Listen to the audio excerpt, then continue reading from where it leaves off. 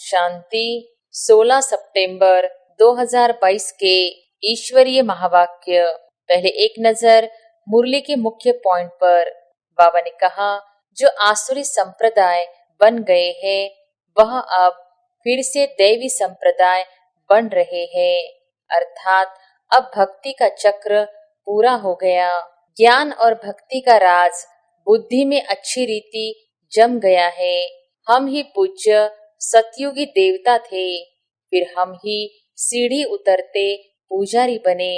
हम ही शूद्र से ब्राह्मण बन पढ़कर वह संस्कार ले जाते हैं, सो हम देवी देवता बनते हैं।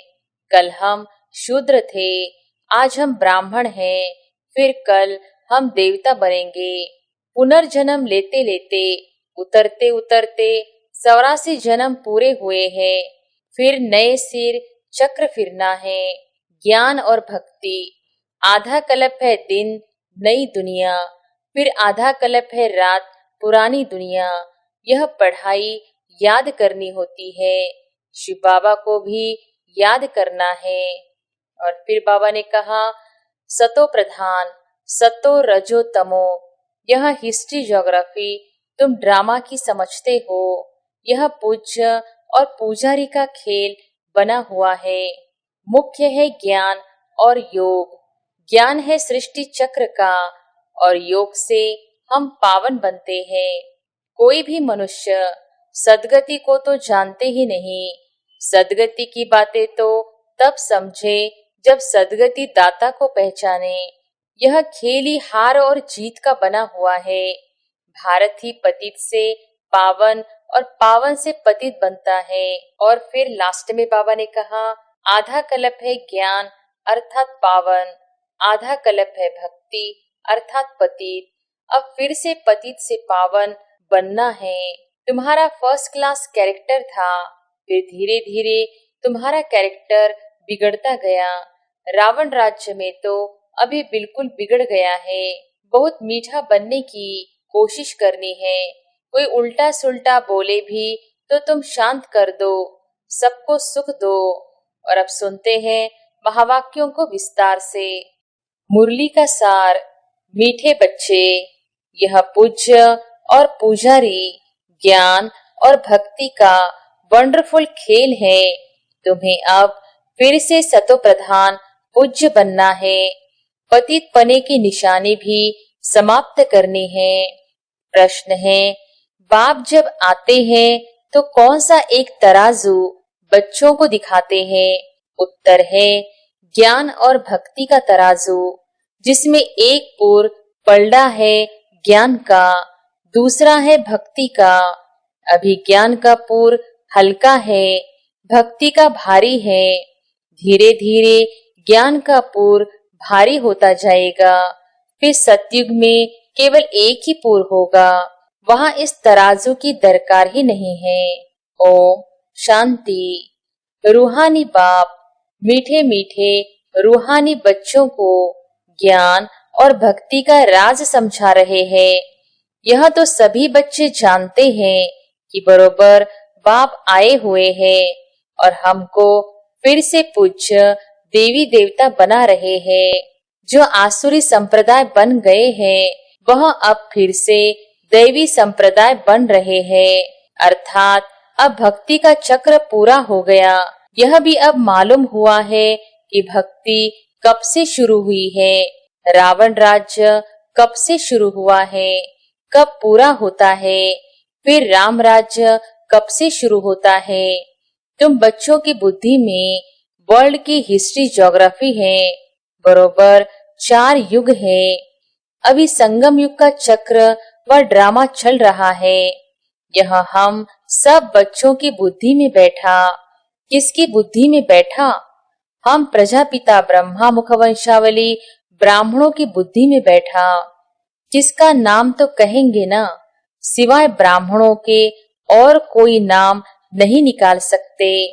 यह खेल ही ऐसा बना हुआ है। ब्राह्मण, फिर देवता, क्षत्रिय, ऐसे यह चक्र फिरता रहता है।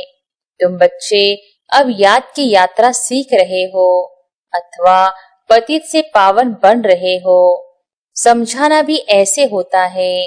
अभी हम राम राज्य की स्थापना कर रहे हैं, तो जरूर पहले रावण राज्य है। यह भी सिद्ध होता है अभी रावण राज्य है तो झाड़ बहुत बड़ा है। अभी हम पूज्य देवी देवता धर्म की स्थापना कर रहे हैं, तो पुराना झाड़ खलास हो नए झाड़ की स्थापना हो रही है। यह भी हिसाब किताब बच्चे समझते हैं। हम स्वयं पूज्य सतो प्रधान थे, फिर 84 जन्म बाद तमो प्रधान बने, पूज्य से पुजारी बने हैं। फिर से रिपीट करना पड़ेगा। यह तो सहज समझने का है कि चक्र कैसे फिरता आया है। जैसे एक्ट्रेस शुरू से लेकर पिछाड़ी तक पार्ट बजाते हैं ना, तो यह है बेहद का राज, ज्ञान और भक्ति का राज। बुद्धि में अच्छी रीति जम गया है। हम ही पूज्य सतयुगी देवता थे, फिर हम ही सीढ़ी उतरते पुजारी बने। रावण राज्य कब से शुरू हुआ, पूरी तिथि तारीख तुम जानते हो। हमने ऐसे ऐसे पुनर्जन्म लिया। पहले हम सूर्यवंशी देवी देवता थे, फिर चंद्रवंशी बने, अब फिर ब्राह्मण वंशी बनकर फिर हम देवता बनते हैं। अभी तुम ब्राह्मण वंशी व ईश्वरीय वंशी हो। तुम सब जानते हो कि हम सब ईश्वर की संतान हैं, इसलिए ब्रदर्स कहते हैं। वास्तव में तो ब्रदर्स होते हैं मूल वतन में, फिर पाड़ बजाने लिए नीचे आना पड़ता है। यह तो बच्चे जानते हैं। हम ही शूद्र से ब्राह्मण बन पढ़कर वह संस्कार ले जाते हैं, सो हम देवी देवता बनते हैं। कल हम शूद्र थे, आज हम ब्राह्मण हैं, फिर कल हम देवता बनेंगे। यह राज समझाना भी होता है बच्चों को, सभी को सुजाग करना है। यह तुम किसको भी समझा सकते हो कि नई दुनिया सतयुग, यह पुरानी दुनिया कलयुग है, इसमें कोई सुख नहीं। बच्चे समझते हैं जब यह नया झाड़ था तो हम ही देवी देवता थे, बहुत सुख था। फिर चक्र लगाते लगाते दुनिया पुरानी हो गई है, मनुष्य भी बहुत हो गए हैं, तो दुख भी बहुत हो गया है। बाप समझाते हैं सतयुग में तुम कितने सुखी थे, सदा सुखी तो कोई रहते नहीं। पुनर्जन्म लेने का भी कायदा है। पुनर्जन्म लेते लेते उतरते उतरते 84 जन्म पूरे हुए हैं, फिर नए सिर चक्र फिरना है। ज्ञान और भक्ति, आधा कल्प है दिन नई दुनिया, फिर आधा कल्प है रात पुरानी दुनिया। यह पढ़ाई याद करनी होती है। शिव बाबा को भी याद करना होता है, टीचर को भी सारा याद है ना। तुम कहेंगे बाबा को इस सारे सृष्टि की नॉलेज है। तुम भी समझते हो कि हम जो पावन पूज्य देवता थे, सो अब पुजारी पतित बने हैं। सतो प्रधान, सतो रजो तमो, यह हिस्ट्री ज्योग्राफी तुम ड्रामा की समझते हो। यह पूज्य और पुजारी का खेल बना हुआ है। ऐसी ऐसी अपने साथ बातें करो। सतो प्रधान बनने के लिए मुख्य है ज्ञान और योग। ज्ञान है सृष्टि चक्र का, और योग से हम पावन बनते हैं। कितना सहज है, किसको भी समझा सकते हैं। जैसे बाबा भी समझाते हैं ना, सिर्फ बाबा बाहर नहीं जाते हैं, क्योंकि बाप इनके साथ है ना। कोई भी मनुष्य सदगति को तो जानते ही नहीं। सदगति की बातें तो तब समझे जब सदगति दाता को पहचाने। तुम्हारे में भी नंबरवार जानते हैं, तुम समझते हो और समझाते भी हो। मूल बात है ही पतित से पावन बनने की। याद से ही तमो प्रधान से सतो प्रधान बनते जाएंगे।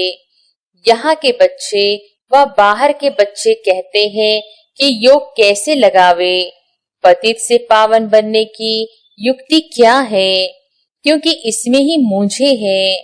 तो समझाना चाहिए कि यह खेल ही हार और जीत का बना हुआ है।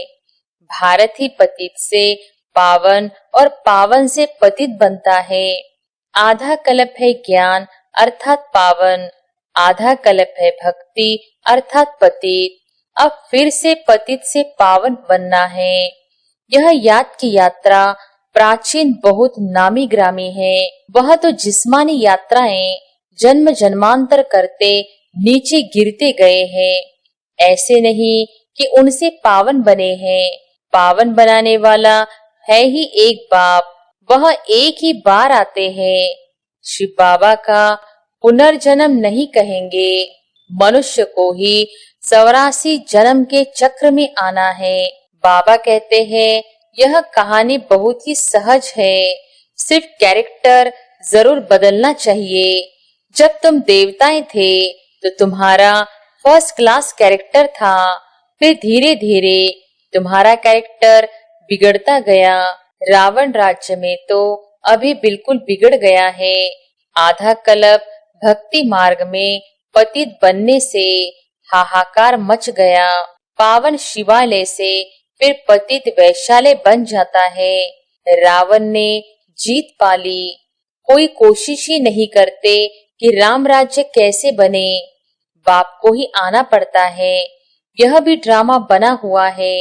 रावण राज्य में हम गिरते आए हैं, अब फिर चढ़ना है।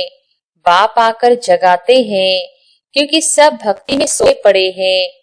बाप आए हैं तो भी सोए पड़े हैं। बाप आते ही हैं पिछाड़ी में, जबकि सब अज्ञान नींद में सोए हैं।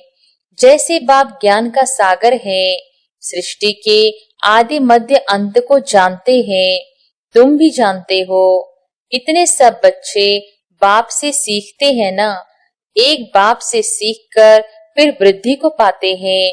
कल्प पहले भी तुमको मनुष्य से देवता बनाया था, अभी भी तुमको जरूर बनना है। फिर कोई हल्का पुरुषार्थ करते, कोई फिर तीखा करते हैं। नंबरवार तो है ना। कोई की डल बुद्धि है। उस स्कूल में भी नंबरवार तो होते हैं ना। उस पढ़ाई में तो बीए, एमए आदि की कितनी क्लास होती है, कितने मनुष्य पढ़ते हैं। सारी दुनिया में कितने एमए पढ़ते होंगे। जो भी भारतवासी है कितने समय से पढ़ते हैं। कोई टीचर बनते, कोई क्या बनते, आजीविका करते रहते हैं। अच्छा, मर गया फिर नए सिर से जन्म ले पढ़ना पड़े। वह सतयुग में एमए आदि की पढ़ाई नहीं है। यह ड्रामा में अभी की नूंद है जो पढ़ते हैं, फिर कल्प बाद पढ़ेंगे। वहाँ यह किताब आदि कुछ भी नहीं होती। जो भक्ति मार्ग में होता है वह ज्ञान मार्ग में नहीं होता। भक्ति मार्ग में वह पढ़ाते आए हैं जो पास्ट हुआ। बाप ने बताया है कब से राम राज्य, कब से रावण राज्य होता है, फिर हम कैसे नीचे उतरते गए। तुम्हारी बुद्धि में यह सब राज अच्छी तरह बैठ गया है। तुम्हें अब पुरुषार्थ करना है ऊंचते ऊंच बनने का, परंतु राजाई में सब एक जैसे बन नहीं सकते। कोई तो अच्छी रीति पुरुषार्थ करते हैं, पावन बनने के लिए दैवी गुण धारण करते हैं। तुम्हारा ईश्वरीय रजिस्टर भी है। अपनी जांच करनी है कि हमारे में कोई अवगुण तो नहीं है। गाते हैं हम निर्गुण हारे में कोई गुण नहीं। सब समझते हैं हमारे में अवगुण है। जब हमारे में सब गुण थे तो हम सर्वगुण संपन्न 16 कला संपूर्ण थे। उन्हों का राज्य था, चित्र भी है। वहाँ यह मंदिर आदि नहीं होंगे। वहाँ भक्ति मार्ग का चिन्ह भी नहीं होगा। भक्ति मार्ग में फिर ज्ञान का रिंचक मात्र चिन्ह नहीं है। यह भी तुम नंबरवार जानते हो। जो अच्छी रीति पढ़कर धारण करते हैं तो क्वालिफिकेशन भी आती रहती है। दिल में आता है कि बाप जिससे हम विश्व की बादशाही लेते हैं उनका कितना मददगार बनना चाहिए। हम है ईश्वरीय संतान। बाप आए ही हैं सबको सुखदाई बनाने, कभी कोई को दुख नहीं देते। बच्चों को इतना ऊंच बनना है। बाबा बार बार समझाते हैं, अपने पास नोट रखो, किसको दुख तो नहीं दिया। बाप सबको सुख देते हैं, हम भी सुख देवे। यह जीवन ही बाबा की सर्विस में लगाई है ना। बहुत मीठा बनने की कोशिश करनी है। कोई उल्टा सुल्टा बोले भी तो तुम शांत कर दो। सबको सुख दो, सबको सुख का रास्ता बताना है। तो शांति धाम सुखधाम के मालिक बने, सुखदाई बनना है। क्योंकि बाप सदा सुखदाता है ना, सबके दुख दूर कर लेते हैं। बुद्धि में आता है हम बहुत सुख देने वाले थे। हम जब सुख में थे तो विकार का नाम निशान नहीं था, काम कटारे नहीं चलाते थे। सतयुग में कोई दुखी नहीं बनाते। बाप फिर भी बच्चों को कहते हैं, अपने को आत्मा समझो, आत्मा को ही पावन बनना है। आत्मा में कोई पतित पने की निशानी न रहे। दिन प्रतिदिन तुम उन्नति को पाते रहेंगे। नंबरवार पुरुषार्थ अनुसार राजाई पाई थी, वही फिर पाने का पुरुषार्थ कर रहे हो। देखते रहते हो कि कौन कौन कितना पुरुषार्थ करते हैं, कितने को हम सुख देते हैं। बच्चे जानते हैं कि सतयुग में हम कोई को दुख नहीं देंगे। कम पुरुषार्थ करेंगे तो सजाएं खाकर कम पद पाएंगे, बेइज्जती होती है ना। कोई बच्चे तो बहुत सर्विस करते हैं, म्यूजियम प्रदर्शनी में कितनी मेहनत करते हैं। यह प्रदर्शनियां म्यूजियम आदि भी वृद्धि को पाएंगे। तराजू में यह ज्ञान का तरफ भारी होता जाएगा। एक तरफ है ज्ञान, दूसरी तरफ है भक्ति। इस समय भक्ति का पूर पलड़ा बहुत भारी है, एकदम नीचे पट पड़ जाता है। बहुत वजन भारी होकर एकदम तले में चले जाएंगे। उसमें जैसे 10 शेर और उसमें ज्ञान का एक पाव पड़ा है, फिर ज्ञान का एक तरफ भारी हो जाएगा। सतयुग में एक ही पुर होता है, फिर कलयुग में भी एक ही पुर होता है। संगम पर 2 पुर हो जाते हैं।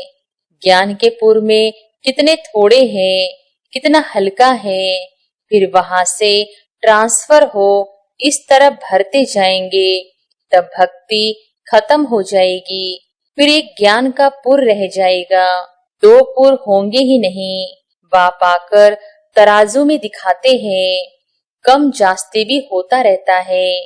कब उस तरफ कब इस तरफ भरतू हो जाते। ज्ञान में आकर फिर भक्ति के पूर्व में भरतू हो जाते। जो पक्के हैं वह तो जानते हैं स्थापना जरूर होनी है। जब हमारा राज्य होगा तब हम ही होंगे। फिर मूल वतन का पूर जास्ती हो जाएगा, वहाँ बहुत आत्माएं रहेंगी तो वह पूर पलड़ा जास्ती हो जाएगा। फिर आधा कल्प बाद द्वापर से आते रहेंगे। इस रीति सृष्टि का चक्र फिरता रहता है। जब पतित है तब तराजू की दरकार ही नहीं। तराजू की दरकार ही तब होती जब बाप आते हैं। बाप तराजू ले आते हैं। झाड़ का ज्ञान भी तुम्हारी बुद्धि में है। पहले कितना छोटा झाड़ फिर वृद्धि को पाता रहता है। सब पत्ते सूख कर खत्म हो जाते, फिर रिपीट होता। पानी मिलने से फिर छोटे छोटे पत्ते वृद्धि को पाते हैं, फल देते हैं। हर वर्ष झाड़ खाली होगा, सब कुछ नया होगा। अभी देवी देवता धर्म वाला एक भी नहीं है। थे जरूर, उन्हों का राज्य था, परंतु कब यह भूल गए हैं। तुम ब्राह्मणों का कुल भी दिन प्रतिदिन वृद्धि को पाता जाता है। तो ऐसे ऐसे इस ज्ञान को मंथन करके धारण करते रहो और समझाते रहो। अच्छा, मीठे मीठे सिकिलधे बच्चों प्रति माता पिता बाप दादा का याद प्यार और गुड मॉर्निंग। रूहानी बाप की रूहानी बच्चों को नमस्ते। धारणा के लिए मुख्य सार। पहली पॉइंट, यह जीवन बाप की सेवा में लगानी है। बहुत बहुत सुखदाई बनना है। कोई उल्टा सुल्टा बोले तो शांत रहना है। बाप समान सबके दुख दूर करने हैं। दूसरी पॉइंट, अपने रजिस्टर की जांच करनी है। दैवी गुण धारण कर चरित्रवान बनना है। अवगुण निकाल देने हैं। वरदान है, स्वदर्शन चक्र के टाइटल की स्मृति द्वारा परदर्शन मुक्त बनने वाले मायाजीत भव। स्वदर्शन चक्र के टाइटल की स्मृति द्वारा परदर्शन मुक्त बनने वाले मायाजीत भव। संगम युग पर स्वयं बाप बच्चों को भिन्न भिन्न टाइटल्स देते हैं। उन्हीं टाइटल्स को स्मृति में रखो तो श्रेष्ठ स्थिति में सहज ही स्थित हो जाएंगे। सिर्फ बुद्धि से वर्णन नहीं करो, लेकिन सीट पर सेट हो जाओ। जैसा टाइटल वैसी स्थिति हो। यदि स्वदर्शन चक्रधारी का टाइटल स्मृति में रहे तो परदर्शन चल नहीं सकता। स्वदर्शन चक्रधारी अर्थात माया जीत, माया उसके आगे आने की हिम्मत भी नहीं रख सकती। स्वदर्शन चक्र के आगे कोई भी ठहर नहीं सकता। स्लोगन है, वानप्रस्थ स्थिति का अनुभव करो और कराओ तो बचपन के खेल समाप्त हो जाएंगे। अच्छा, ओम शांति।